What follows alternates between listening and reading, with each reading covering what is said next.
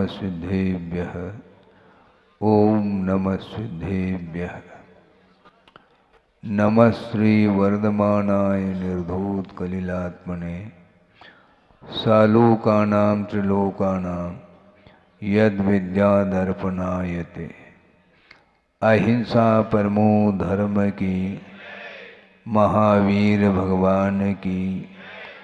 प्रातः स्मरणीय परम पूजाचार्य गुरुवर श्री विद्यासागर जी मुनि महाराज की जय। विद्या शिरोमणि आचार्य श्री समय सागर जी महामुनिराज जी की, समस्त मुनि संघ की।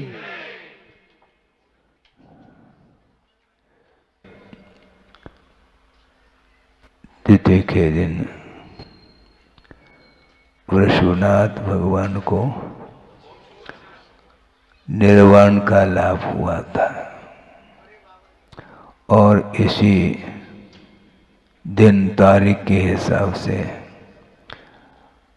सिद्ध क्षेत्र कुंडलपुर में जो प्राचीन जनालय था उसमें विराजित बड़े बाबा जिन्हें नवीन विधि पर विराजमान करने का अवसर इसी तारीख के दिन था।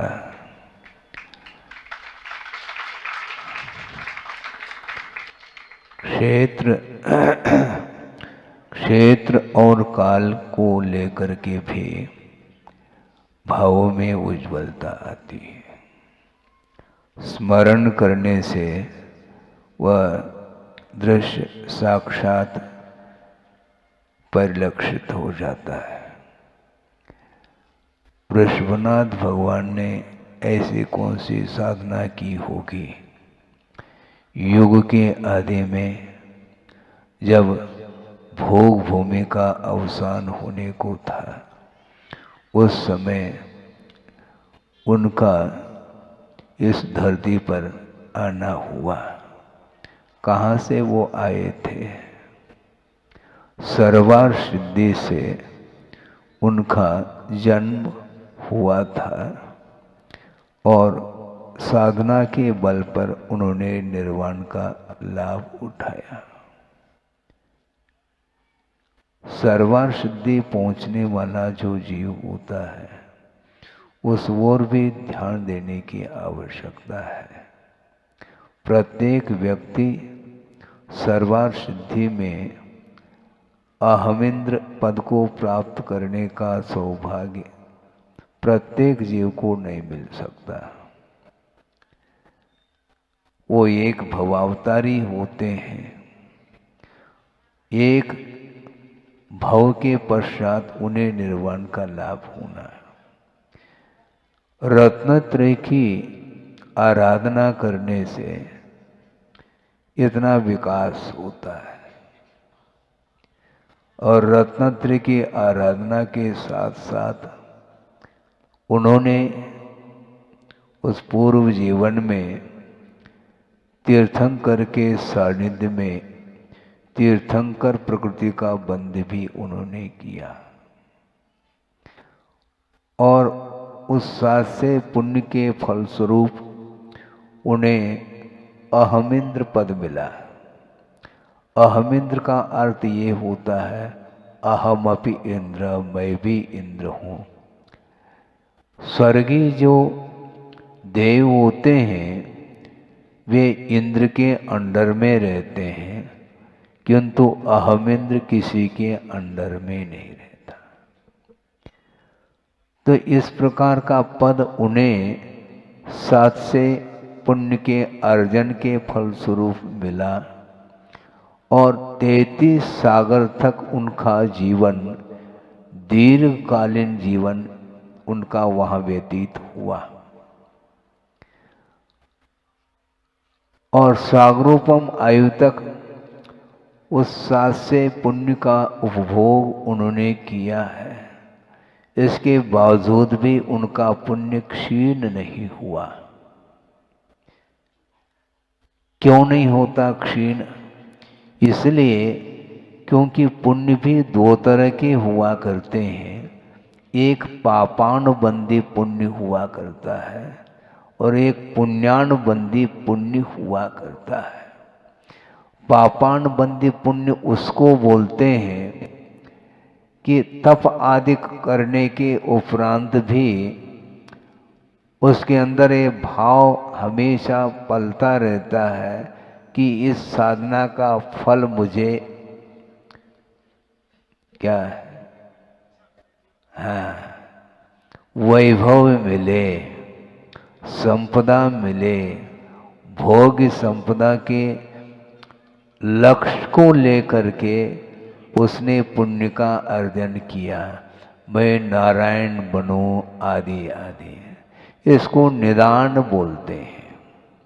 भोगा भावी भोगाकांक्षा निदानम ऐसा कहा।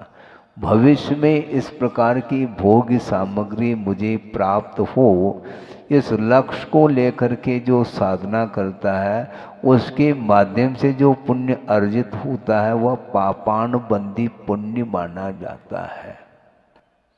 और पुण्यानुबंधी पुण्य वह माना जाता है निराकांक्षा, बिना आकांक्षा के, बिना किसी इच्छा के जो धर्म की आराधना अथवा रत्नत्रय की आराधना की जाती है, उसके माध्यम से बड़े बड़े पद नहीं चाहते हुए भी मिलेंगे।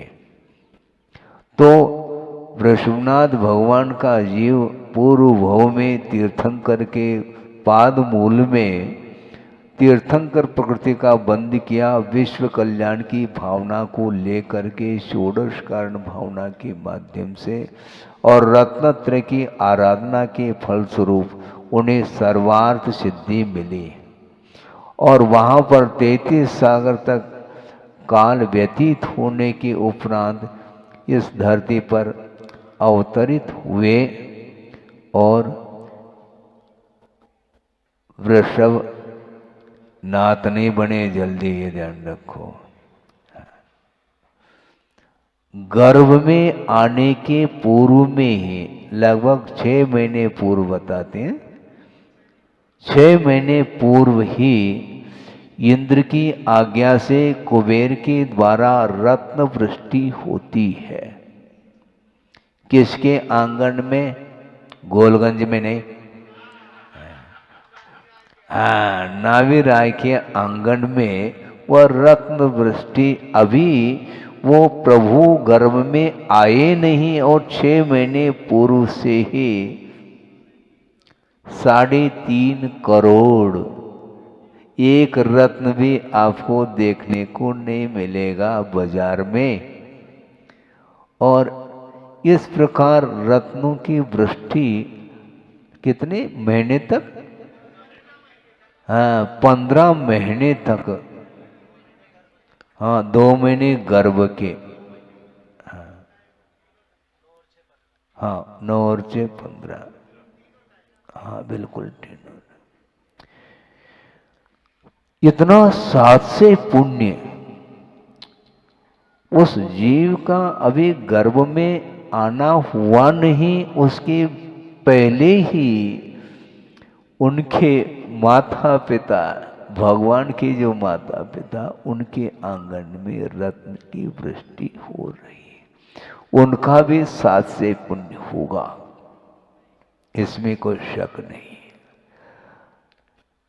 और गर्भ में आ जाता है वह जीव, कल्याणक मनाने के लिए सौधर्म इंद्र परिवार के साथ उपस्थित हो जाता है।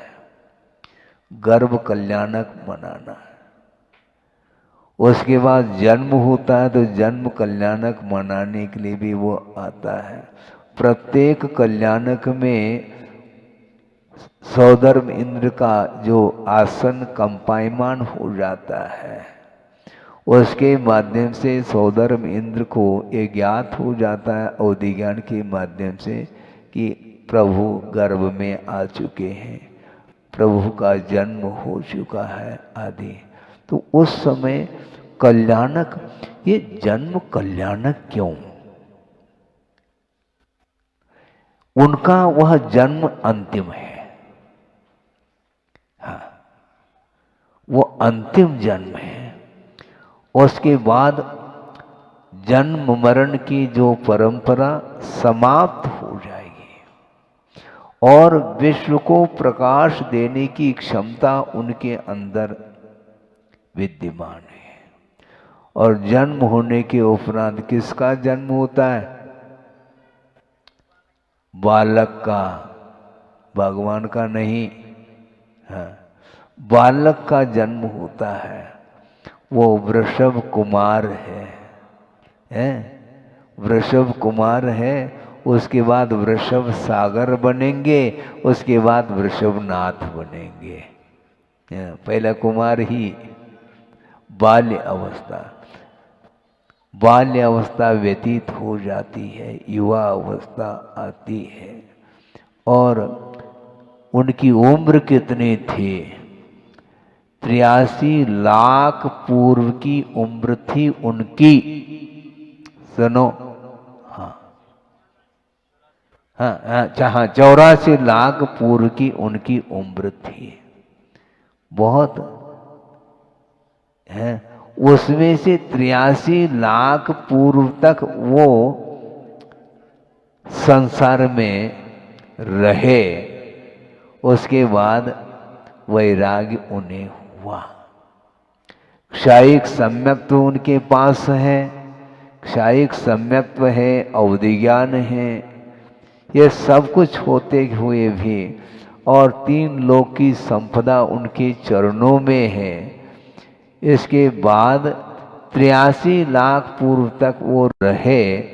उसके बाद वैराग्य हुआ। जल्दी वैराग्य होता नहीं, छूटता नहीं जल्दी। हवेली छूटती नहीं, छोड़ना पड़ता है। बड़ी कठिनाई है। और सोचो, विचार करो, यह भी आगम के माध्यम से यह स्पष्ट हो जाता है। उनका जो पूर्व जीवन था वह सर्वार्थ सिद्धि में, जहाँ 33 सागर तक 12 भावना का चिंतन, तत्व चिंतन के साथ और बिना प्रविचार के साथ। प्रविचार का अर्थ होता है वासना, वासना का वहां पर अभाव। सर्वार्थ सिद्धि में परे अप्रविचारा सूत्र आता है। 16 स्वर्ग तक तो प्रविचार का संबंध जुड़ा रहता है। उसके बाद 9 ग्रैवेक, 9 अनुदेश और 5 अनुत्तर विमान में रहने वाले जो अहमिंद्र हैं, इस वासना से मुक्त रहते हैं। मन संबंधी भी वासना जागृत नहीं होती है। वेद कर्म का उदय होते हुए भी नो कर्म का अभाव होने के कारण उसका प्रभाव उपयोग के ऊपर नहीं पड़ता। नो कर्म उसको बोलते हैं, कर्म के फल में जो सहयोग प्रदान करने वाली जो सामग्री है उसका नाम नो कर्म है? सब वेद है सारे सारे। किंतु वहां पर देवांगनाएं नहीं होती, जो कि इसी को बोलते हैं नो कर्म का अभाव। वहां पर परम शुक्लेशा है, वासना का अभाव है। और 33 सागर तक तत्व चिंतन के साथ उस काल को व्यतीत किया है। यहाँ पर आने के उपरांत ऐसी कौन सी हवा लग जाती है? 83 लाख पूर्व तक वो संसार में उलझते रहे। उलझाने वाला कौन है? मोह हमेशा उलझाता है। हाँ, हमेशा मोह के कारण ही संसार का निर्माण होता है। और जब तक मोह का अभाव नहीं होता तब तक केवल ज्ञान की ज्योति जल नहीं सकती। इसलिए इतने दीर्घ काल तक वो संसार में रहे। और एक और नीलांजना का दृश्य भी उन्होंने देखा। जब तक वैराग्य नहीं तब तक वह राग का दृश्य उन्हें आकर्षित करता रहा। किंतु ये अनित्य है। एक नीलांजना का अवसान हुआ और दूसरा नीलांजना, उनने सोच लिया अब तो यहाँ से उठना पड़ेगा हमें, क्योंकि संसार में जो भी सुख उपलब्ध होता है वह कर्मायत्त होता है, कर्म के अधीन होता है, अंत को प्राप्त होने वाला होता है, और बीच बीच में दुख से वह घुला हुआ रहता है। यानी सांसारिक सुख में निरंतरता नहीं रहती, कभी सुख कभी दुख, कभी सुख कभी दुख, कभी धूप कभी छाँव, इस प्रकार की परिणति रहती है। मान लो गर्मी लग रही है तो पंखा चालू कर लेते हैं शीतलता के लिए, और कुछ ही क्षण में बिजली गोल हो जाती है, गोल मतलब चली जाती है, तो शीतलता का अभाव। उसी प्रकार संसार अवस्था में इंद्रियजन्य जो भी सुख है वह दुख अंतरित उदये, ऐसा कहा। दुख से वह सुख अंतरित है, गैप है बीच बीच में, निरंतरता नहीं। और साथ में एक और विशेषण दिया, पाप बीजे, ऐसा कहा। वह सांसारिक सुख पाप का बीज है, इसको श्रद्धान का विषय बनाओ, तब तो इंद्रिय के सुख से आप ऊपर उठ पाओगे। और मैं देख रहा हूँ कि संसार में रहते हुए भी जो पुण्य का अर्जन करने वाले, सभा में बहुत सारे ऐसे लोग हैं जो उस सुख के प्रति जो राग था, विषयानुराग, वह कम हो गया, तभी तो पुण्य का अर्जन हुआ है। 500 कलश, 700 कलश आदि को लेकर के जो पुण्य का अर्जन कर रहे हैं, वह अंत प्रेरणा से, महाराज आपके आशीर्वाद से, ध्यान रखो आशीर्वाद तो अलग वस्तु निमित्त है, किंतु भीतर का जो भाव है वह उपादान, इसी को बोलते हैं योग्यता। और धर्मार्जन, धर्म के प्रति जो विशेष लगाव जिसको बोलते हैं, सबका नहीं, ऐसा नहीं कह रहा हूँ, क्योंकि सब सुन रहे होंगे महाराज हमारे लिए तो कुछ बोल ही नहीं रहे हैं आप, हम सब के लिए बोल रहे हैं। बल्कि यहाँ तक कहना चाहता हूँ, जिन्होंने पुण्य का अर्जन किया और जिनालय का निर्माण करके उसमें जिनबिंब को स्थापित करने का सौभाग्य प्राप्त किया है, उसके माध्यम से साथ से पुण्य का अर्जन तो उन्होंने किया है, किंतु उस जिनबिंब का दर्शन करके पूरा पूरा गोलगंज पुण्य का अर्जन करेगा, ये ध्यान रखो। और मैं भी उसमें शामिल हूं, ये ध्यान रखो। क्योंकि मैं दर्शक बन करके देखूंगा, आप निर्माता है। जिनालय का वास्तव में देखा जाए कौन निर्माण करेगा? हम तो आशीर्वाद देंगे, निर्माण आप करेंगे, हम फ्री में दर्शन करेंगे। सुनो तो, इसका आनंद तो ले। हाँ, तो बाद की बात है। हाँ, अभी तो मंत्र तो बाद की बात है, अभी निर्माण कौन करेगा? बिना श्रावक के संभव नहीं है। इसलिए इसी को बोलते हैं, ये साथ से पुण्य का अर्जन प्रत्येक व्यक्ति के जीवन में संभव नहीं है। अलग अलग क्वालिटी के पुण्य हुआ करते हैं, यह भी बहुत साथ से पुण्य माना जाता है। तो इसी प्रकार उन्होंने वृषभनाथ भगवान में, उन्होंने अतीत जीवन में तीर्थंकर के पादमूल में तीर्थंकर प्रकृति का पुण्य बंद किया और उस पद को उन्होंने पाया है। लेकिन जब तक मोह नहीं छूटता तब तक वह वैभव के बीच में रहता है, आनंद लेता है।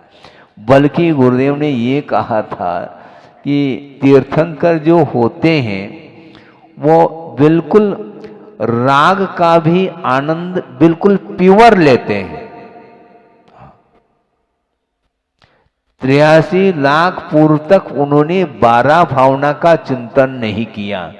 वहां पर सर्वा सिद्धि में 33 सागर तक तत्व चिंतन किया था, 12 भावना का भी चिंतन किया, स्वाध्याय आदि किया।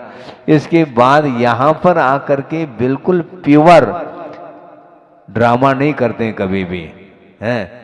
और 12 भावना का पाठ भी कर लो और पुनः वही कार्य करते रहो, उनको रुचता नहीं इस प्रकार। वह बिल्कुल अच्छे ढंग से निश्चिंत हो करके उस वैभव का उपभोग किया। और उसके उपरांत जब काल आ गया, हाँ, वैराग के क्षण के लिए कुछ ऐसे प्रसंग आते हैं जिन प्रसंगों को देख करके अपने आप ही वह सोई हुई चेतना जागृत होती है, वैराग्य होता है। फिर हवेली अच्छी नहीं लगती और वहां से निकल जाते हैं। वहां से क्यों निकलते हैं? इसलिए निकलते हैं कि वह क्षेत्र ठीक नहीं। जिस क्षेत्र में 83 लाख पूर्व तक राग का अनुभव किया, इसलिए वह मुक्ति के लिए वह क्षेत्र उपयुक्त नहीं है। कहीं ऐसा न हो कि पुनः हमें हमारी गाड़ी रिवर्स ना हो जाए, इसलिए उस स्थान को छोड़ करके वन की ओर उन्होंने विहार किया। और उस समय वैराग्य होने के कारण जब निकल पड़ते हैं, उस समय भगवान के माता पिता है क्या रोते हैं क्या? नहीं, बिल्कुल। अभी नहीं जाना बेटा, हाँ बेटा नहीं मानता वो। उनको मालूम है आप रोवो या कुछ भी करो, किंतु वस्तुतः संसार का क्या स्वरूप है वो देखने में आ गया है। इसलिए मुझे आत्म कल्याण भी करना है और विश्व का भी कल्याण करना है। आप रो नहीं है। हाँ, आप रो रहे हैं इसलिए मैं यहाँ पर बैठा रहूं तो मुझे भी पुनः रोना पड़ेगा।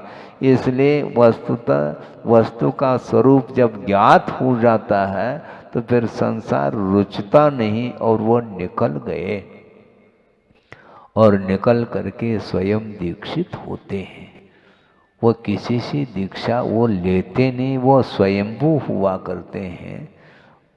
किसी के सानिध्य में जा करके दीक्षित होते हूँ ऐसा नहीं। हाँ, हालांकि पूर्व जीवन में उन्होंने तीर्थंकर के पाद मूल में ही दीक्षित होकर के साधना की थी, ये अलग विषय है। किंतु वर्तमान में वो तीर्थंकर होंगे इसलिए स्वयं दीक्षित हो जाते हैं। और दीक्षित होने के उपरांत भी 1000 साल तक उन्होंने साधना की। हाँ, तब जाकर के केवल ज्ञान प्रकट हुआ। हम थोड़ा सा करते नहीं, इसका क्या फल मिलेगा महाराज? अरे आपकी दृष्टि में फल ही लटक रहा है, फल की ओर दृष्टि नहीं रखो। हैं, निरपेक्ष भाव के साथ आप धर्म की आराधना करोगे तो निश्चित रूप, क्योंकि ये विश्वास का विषय है। मांगो नहीं कहते हैं, और मांगने की आदत संसारी प्राणी की हमेशा रहती है। वो मांगता है, हाथ फैलाता है। हाथ नहीं फैलाओ, हाथ जोड़ो। हाथ फैलाना ठीक नहीं है। विश्वास रखो। देव गुरु शास्त्र के ऊपर विश्वास रखने से पुण्य का अर्जन होता है, सम्यक की उत्पत्ति होती है, और स्वर्गीय संपदा आदि तो ये मिलती ही है। आपको दिल्ली जाना है, मान लो ट्रेन में बैठ गए तो आगरा तो निश्चित आएगा। तो ध्येय आपका आगरा जाने का है क्या? उद्देश्य क्या है आपका? दिल्ली जाने का है। उस प्रकार हमें कहाँ जाना है? हमें मोक्ष जाना है। मोक्ष जाना है तो बस एक ही लक्ष्य है, और किसी के प्रति कोई आकर्षण विकर्षण कुछ भी नहीं, तब जा करके कल्याण होता है। तो 1000 साल तक उन्होंने निरपेक्ष भावना के साथ तप किया है, उसका फल मिल जाता है केवल ज्ञान बाद में। लेकिन ये ध्यान रखो, इतने उग्र तप करने के उपरांत भी यहाँ तक कि 6 महीने संकल्प पूर्वक उन्होंने चारों प्रकार के आहार का त्याग कर दिया, अनशन तप अंगीकार किया। 6 महीने 6 घंटे रहना आपके लिए मुश्किल हो जाएगा। 6 महीने तक चारों प्रकार के आहार का त्याग करते हुए साधना उन्होंने की। इसके बाद भी अंतराय कर्म अभी भी परेशान कर रहा है। 6 महीने के उपरांत वो पारना के लिए उठे, लेकिन लाभ नहीं हुआ। पुनः 6-7 महीने तक उनको अंतराय व्यवधान उपस्थित कर रहा है, लाभ नहीं हो रहा है। और आप क्या करते हैं महाराज? क्या चौका लगो है, लाभ नहीं हो रहा महाराज। किसी ने कहा कि महाराज आप सामने सामने से निकल जाते हैं। हमने उनको कहा कि भैया पीछे रास्ता नहीं, मैं क्या करूं? मैं क्या कर सकता हूं? आप अपना कर्तव्य करो। हाँ, क्या करो महाराज, लेकिन मन मानता नहीं। और एक बार का प्रसंग सुनाई देता हूं आपके सामने। एक बार जबलपुर की बात है, एक श्रावक ने पड़गान करके ले गए और विधिवत आहार संपन्न हो गया। वापिस पहुंचाने के लिए वो आ गए। उसके साथ साथ एक दूसरा परिवार आया, 2 परिवार साथ में और आ गए और बैठ गए। एक ने कहा कि महाराज 10 दिन हो गए हमारे लिए, अभी तक आपका आहार नहीं हो रहा है। तो दूसरा क्या कहता है? ऐसा नहीं कहते, मेरा 25 दिन से लग रहा है। दूसरे को कह रहा है, ऐसा कहते नहीं, ये ध्यान रखो, ऐसा कहा नहीं जाता, मेरा 25 दिन से लग रहा है। तुम प्रतीक्षा क्यों करते हो? दिन क्यों गिन रहे हैं? हाँ, दिन गिनो नहीं, बल्कि जितना लेट होगा उतने दिन तक निरंतर पुण्य का संचय होगा। हाँ बिल्कुल। पहले दिन आहार हो गए और दूसरे दिन फ्री हो गए वो। ये इसलिए तो हम कह रहे हैं, ऐसा नहीं, प्रतीक्षा करें। जितना लेट होंगे कि प्रतिदिन वो भाव बने रहेंगे, आज आएंगे आएंगे आएंगे आएंगे, तो उसके परिणाम और उज्ज्वलतम होते रहते हैं। इसलिए हम चिंता नहीं करते हैं जल्दी। हाँ, लगने दो। पूरी तरह से भूख खुल जाने दो। हाँ, फिर अच्छे तरह से आनंद आएगा। और ऐसा ही होता है। वो 6 महीने तक लगातार संकल्प पूर्वक उन्होंने अनशन तप किया। उसके बाद भी 6-7 महीने तक उनको आहार नहीं मिला विधिवत, और बिना विधि के वो आहार लेंगे नहीं। और उनके ज्येष्ठ पुत्र कौन? भरत चक्रवर्ती, बाहुबली, भगवान के माता पिता, और ब्राह्मी सुंदरी उनकी पुत्री, ये सब रह गए। और किनके यहाँ आहार हो जाता है? श्रेयांश राजा के यहाँ आहार होता है। कायदे से आप कह सकते हैं, कायदे से महाराज उनके परिवार वालों को मिलना चाहिए था लाभ। ऐसा लाभ मिलता नहीं।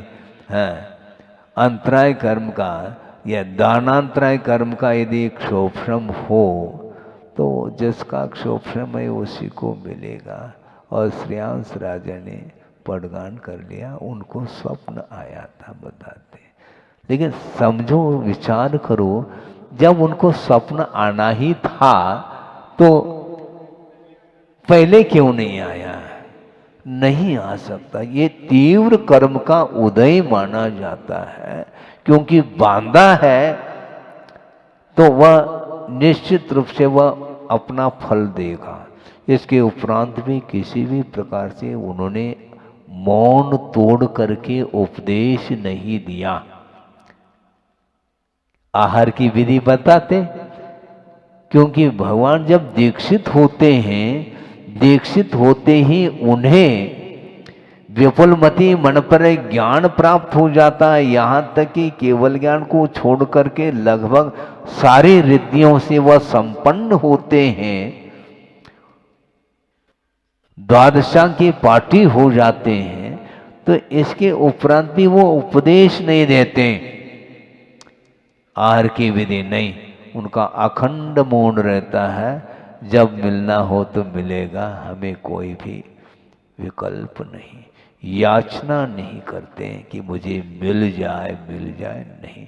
विधिवत मिलेगा तो हम लेंगे, नहीं है तो हम नहीं लेंगे। इस प्रकार उनकी साधना निरंतर बनी रहती है। इसको बोलते हैं वीरचर्या। कोई भी प्रतिकार का भाव नहीं। जब तक वो रहे संसार में तब तक वैभव के साथ उनका जीवन व्यतीत हुआ, किंतु जिस समय वैराग्य हुआ, अब किसी भी प्रकार से कोई इच्छा आकांक्षा कुछ भी नहीं। इस प्रकार उन्होंने अपने जीवन में तप को अंगीकार किया। उत्तम तप इसी को बोलते हैं। उसके बाद 1000 साल व्यतीत होने के उपरांत उन्हें केवल ज्ञान का लाभ होता है। उसके बाद केवल ज्ञान के साथ शेष जीवन उन्होंने विहार आदि करके प्रभावना की और विश्व को बोध दिया, आत्मा का क्या स्वरूप होता है, शरीर का क्या स्वरूप होता है, क्या मेरा क्या तेरा, इसके बारे में, पुण्य पाप आदि के बारे में स्वरूप का विश्लेषण किया। और उनके उस दिव्य ध्वनि सुन करके असंख्यात जीवों का कल्याण हुआ। वो होलसेल व्यापारी है, ध्यान रखो। उन्होंने सोचा मौन तोड़ करके किसी को दिशाबोध देने की अपेक्षा से अखंड मौन धारण कर लेना चाहिए, और केवल ज्ञान उत्पन्न होगा तो असंख्य जीवों का कल्याण होगा। एक आधे व्यक्ति का कल्याण हो जाता है, इसमें कोई खास आमदनी इनकम है क्या? तो वो तो है ही। मैं ये कहना चाह रहा हूँ वो होलसेल व्यापारी है, रिटेल नहीं है। एक आध ग्राहक आ गया तो उसके लिए उठक बैठे करते रहो, पुड़िया बनते रहो, कोई मतलब नहीं उनको। बिल्कुल असंख्यात जीवों का कल्याण उन्होंने किया है, क्योंकि विश्व कल्याण की भावना को लेकर के ही तीर्थंकर प्रकृति का बंध उन्होंने किया था। जब उदय आता है तो असंख्यात देव देवांगनाएं आकर के नतमस्तक होती हैं और 12 सभाएं खचाखच भर जाता है। यहाँ तक कि पशु भी उनकी उस दिव्य ध्वनि को सुन करके सम्यक्त्व आदि को प्राप्त कर लेते हैं। ये उनकी विशेषता है। उनकी विशेषता के सामने और सामान्य व्यक्ति की कोई विशेषता नहीं हो सकती। तो इस प्रकार उनको केवल ज्ञान होने के बाद इसी तिथि के दिन उनको शेष जो अघात्या कर्म थे उनका भी क्षय करके वो निर्वाण को प्राप्त हो गए, और अनंत काल तक वो अब वापिस इस धरती पर नहीं आएंगे। तीनों प्रकार के कर्मों से अतीत हो चुके हैं। 3 प्रकार के कर्म होते हैं, ज्ञानावरणादि द्रव्य कर्म और राग द्वेषादिक भाव कर्म, और ये शरीर, ये 9 कर्म।